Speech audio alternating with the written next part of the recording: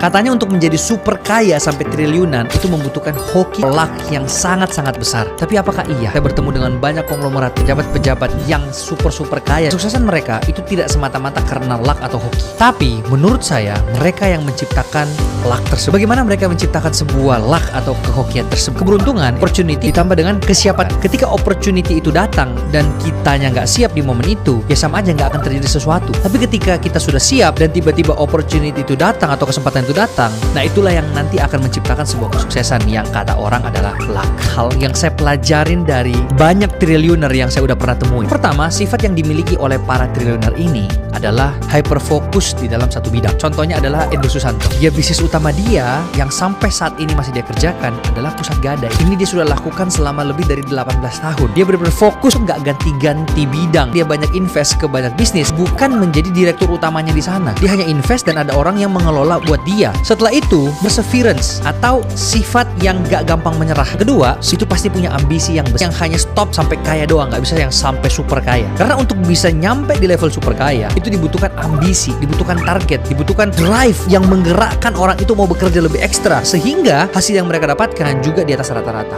Nah yang ketiga, mau belajar terus kapanpun dan dimanapun. Mereka yang triliuner ini tuh nyampe karena mereka belajar tuh setiap hari, baca buku yang banyak, nonton podcast yang banyak. Ko Andrew itu ya, setiap gym dia tuh nggak pernah hanya gym doang, tapi sambil dengerin podcast. Dia mau isi terus waktu-waktunya itu untuk belajar. Yang keempat, orang-orang triliuner ini itu udah pasti nggak mau menukarkan waktunya dengan uang. Mereka mau mengeluarkan uang untuk beli waktu. Mereka tuh selalu berpikir bagaimana asetku ini bisa grow, bisa bertambah tanpa harus saya bekerja. Makanya mereka investasi, mereka pikirin caranya bikin ekosistemnya supaya apa? Ada sistem yang menggerakkan bisnis mereka sehingga uang mereka yang bekerja untuk mereka, bukan mereka yang bekerja untuk uang. Dan yang terakhir atau yang kelima nih, semua triliuner atau yang orang yang benar-benar konglomerat gak suka pamer. Sebenarnya Ko Andrew tuh gak pernah sekalipun mention bahwa dia adalah seorang triliuner. Semua informasi yang mengatakan bahwa Endro Susanto adalah triliuner itu dari sekelilingnya, teman-temannya. Misalnya orang pertama yang bocorin adalah Bang Hotman, kemudian aku misalnya, kemudian berita-berita. Dia gak pernah sekalipun misalnya beli mobil baru, misalnya dia punya Rolls Royce, dikontenin, dibuat pamer, gak pernah. Dia memang punya, tapi karena memang dia suka dan dia mampu beli. Dia pakai untuk memang ya untuk dirinya. Entah itu dia mau investasikan terus dia jual, dia tahu alasan kenapa dia beli mobil itu. Dan itu yang saya dapatkan di hampir semua triliuner yang saya temuin, mereka tuh nggak pernah pamer.